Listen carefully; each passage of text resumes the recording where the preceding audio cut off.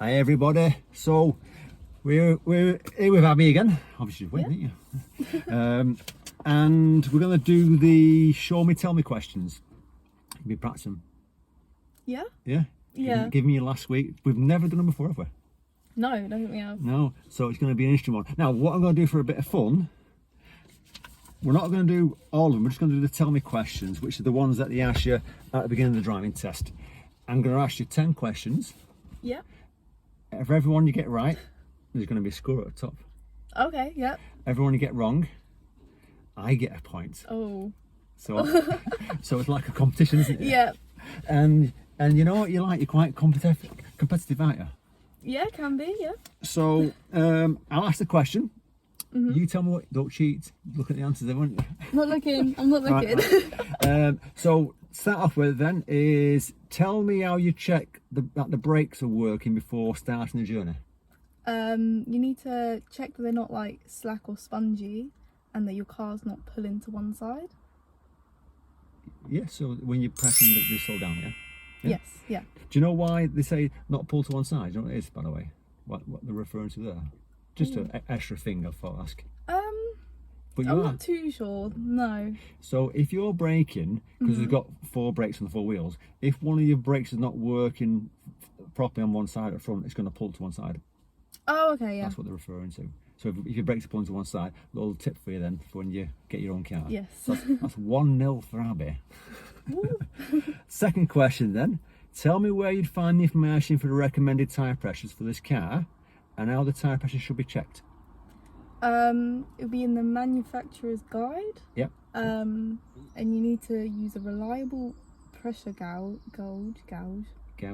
Gauge, that's Yeah, it. yeah. Got there. And you test the tyres when they're cold. Yeah. And adjust them when they're cold. Yeah.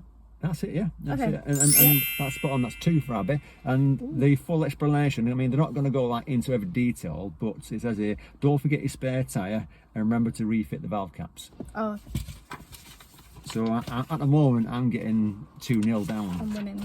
You're winning, yeah. So the third question then is tell me how you make sure your head restraint is correctly adjusted so it provides you the best protection in the event of a crash. So the rigid part needs to be in line with the top of your ears or your eyes, and it needs to be as close to the back of your head as possible. Yeah, that's not bad. Yeah, that's not bad. Okay. Some head restraints are not adjustable. If that's the case, don't worry about it. But yeah, adjust it so that, like I said, then the top of the head, top of the ears and eyes are level with the middle of the ears. Rigid that. 3-0. Fourth question then.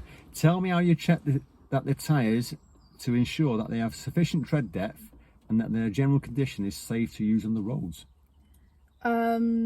So there can't be any cuts or bulges in the tyres, and it needs to have a tread depth of 1.6 millimeters from the central 3/4 and the circumference of the outer tyre.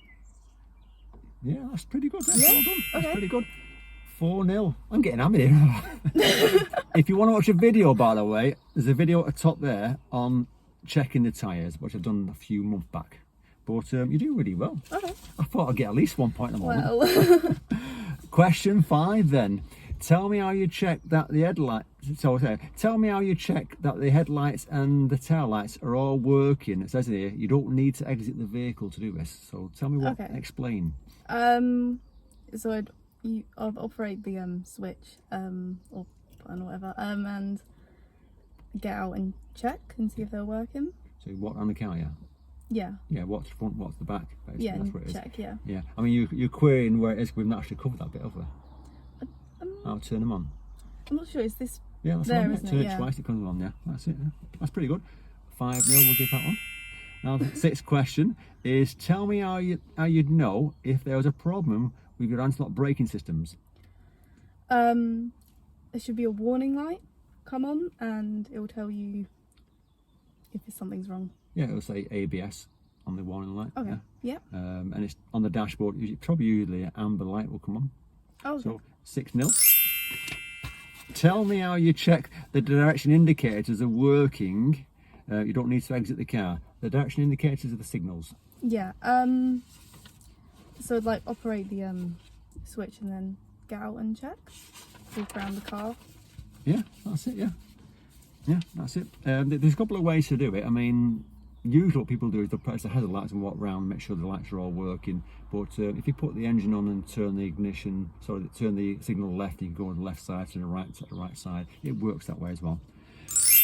Question 8 then. Tell me how you check the brake lights are working on this car.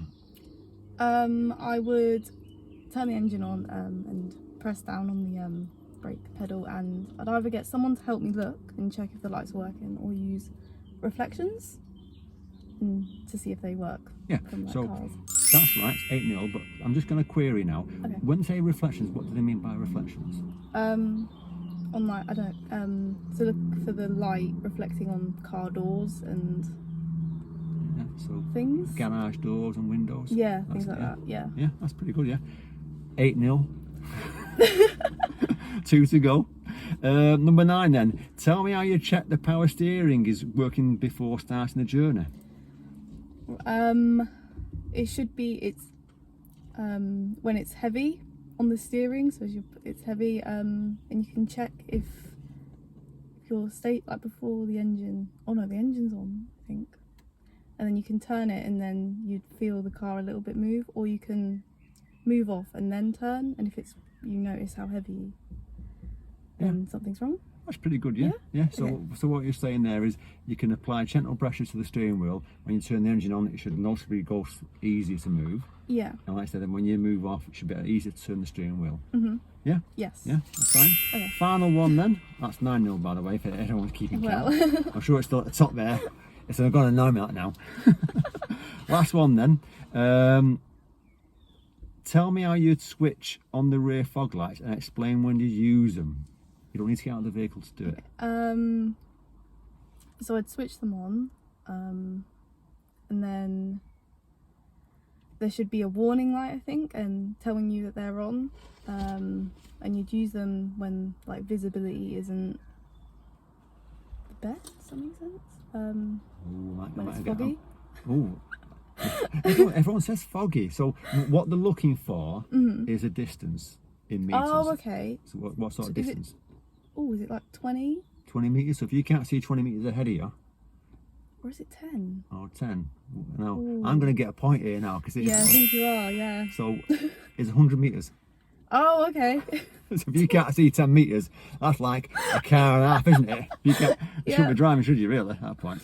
Okay. So yeah, it's 100 meters or less. And like I say, there's a light on there to say you've got your rear fog lights on. Okay, yeah. Okay, so there is more questions. Just by the way, if people are wondering, there's 14 tell me questions and 7 show me questions. But I'll put a link to some below. But well done. Is that 9-1? Yeah, I thought I'd let you have the last one. As a Feeling nice. consultation. Yep. Watch out for the next video next time. Take care, everyone.